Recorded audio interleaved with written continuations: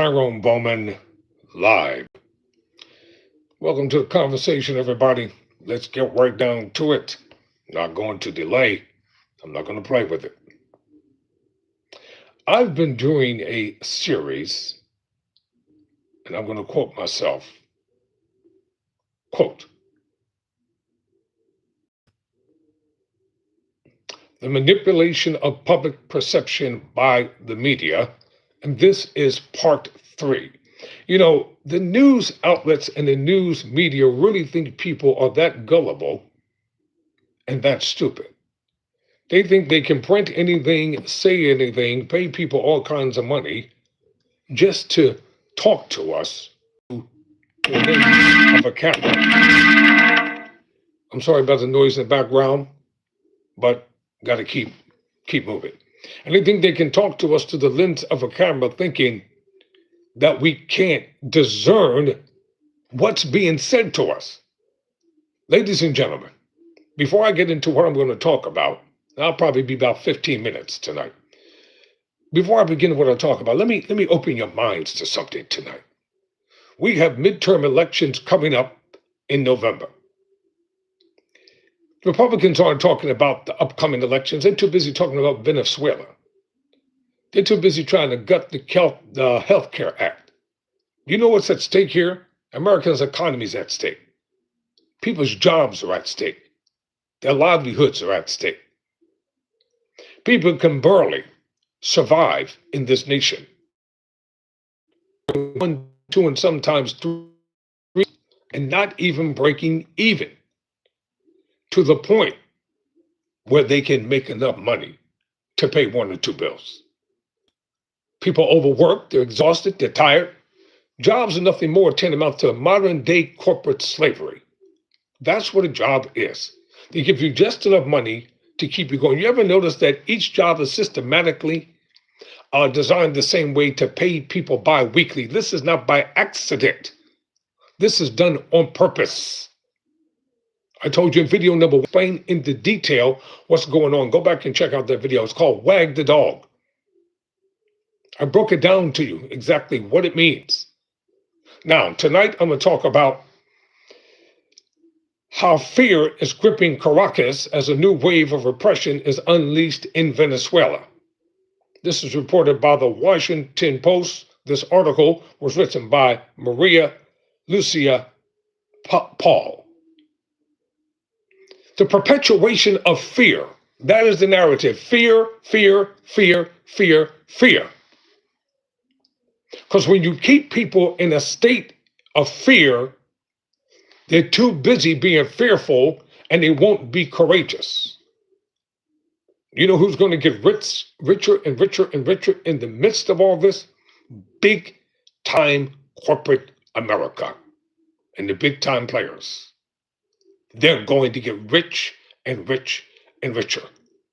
The everyday people are going to continue to struggle, continue to be marginalized.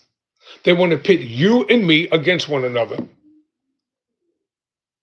Racism and bigotry, that's an old-fashioned game played by both sides, by the Democrats and the Republicans. It's a hand overplayed. It's time to pick a new hand because it ain't working too well. Divisiveness is always on stage. Listen to this article. For a brief moment, some Venezuelans allowed themselves to celebrate when they learned Saturday that strongman Nicolas Maduro had been seized by U.S. Special Forces. Many group chants filled with messages of joy and relief. Some people cried. One family in Caracas opened a bottle of champagne they had bought months earlier and saved for a special occasion. After more than a decade of living under Maduro, there were cautious hopes for a different future. Now, Nicolas Maduro is by no means a wonderful individual. He's just as corrupt as they comes. He can plead non-innocent in court all he wants. He knows he's rotten. He knows he's terrible. But Monday, however, those feelings had been replaced by more familiar ones: fear, dread, and uncertainty. Fear, dread, and uncertainty. Hopelessness, disparity, and joblessness. Does that sound familiar? Isn't that what's happening here in America? Hopelessness, joblessness, and disparity. Racism and bigotry is always on parade in this country. When do we get to the point we get beyond certain things and move forward in a productive manner so that there can be one America with one people, one nation? They claim it's one nation under God, indivisible, with liberty and justice is supposed to be for all, not for some selective group of people, for all. The Declaration of Independence, and I've read it a couple hundred times. We the people. Who is we? We should be the consensus, the majority, not the minority. Venezuela's government has moved quickly to suppress any public expression of support for Maduro's ouster and launching a nationwide crackdown that has included the detention of journalists, the arrest of civilians, and the deployment of armed gangs around the capital. Quote, it feels like it did after the presidential elections in 2024, said Maria, who is 55, who, like others in this story, spoke on the condition that they be identified by their first name or on the condition of anonymity for fear of reprisals. We won, but we also lost, she said, referring to the country's last elections in which Maduro claimed victory despite tallies showing the opposition. Yes, they're going to perpetuate this message because those who are in power, they better follow the script. Because if they don't follow the script, the same thing that happened to Maduro will happen to them. There's no relief coming for the Venezuelans. Watch what happens within the next 24 hours, 72 hours. You will see it unfold, the mind games, the manipulative tactics of the media, trying to change the narrative and its trajectory. Get your head in the game, Democrats. You're fighting the wrong battle. Y'all concerned about the Jeffrey Epstein files. Be concerned about the economy, healthcare. Be concerned about waste and fraud. Be concerned about everyday people who are suffering and hurting and going through all types of problems and circumstances and situations. The crackdown unfolded as Delcy Rodriguez, the country's vice president, was sworn in as interim president Monday at the National Assembly.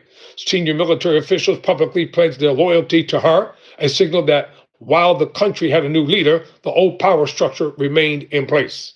At least 14 journalists and media workers were detained Monday, including 11 working for international outlets, according to the National Press Workers Union. Most, the union said, were held for several hours and later released, but several reported that military counterintelligence officers searched their phones. Sounds familiar? Many of the detentions took place near the National Assembly as Rodriguez took the oath of office in a ceremony overseen by her brother, Jorge Rodriguez, who heads the legislature. Authorities also moved against ordinary citizens, empowered by a state of extreme commotion, decree that ordered Venezuela's national, state, and municipal police forces to immediately search for and arrest anyone involved in promoting or supporting the armed attack by the United States of America. The decree, which entered into force Saturday but was published in full Monday, also suspended the right to protest and authorized broad restrictions on movement and assembly. This is called being an authoritarian dictator. Poverty is still going to happen in Venezuela. Poverty is running rampant in America. Homelessness is running rampant in America. Healthcare is out of control. Do you know how many people are set to lose their health care, or the premiums are going to be so high until they can't even afford them with this Congress? When they come back in session, they're going to immediately start attacking healthcare. They're not going to be for the consensus of the American people. Protesting means nothing to these people. Voices of opposition means nothing. The only thing they understand is polling data and losing elections. That's what politicians understand. The populace voting against them. In the western state of Merida, 2 people in their 60s were arrested for shouting anti-government slogans and celebrating the kidnapping of President Nicolas Maduro and First Lady Celia Flores, according to state police. They appeared in federal court in New York City on yesterday, and they both pled not guilty. It's not going to help them any. The 92 or 95-year-old judge already said he doesn't care what anybody thinks. He's almost 100 years old and still want to sit on the bench. These people don't want to give up power.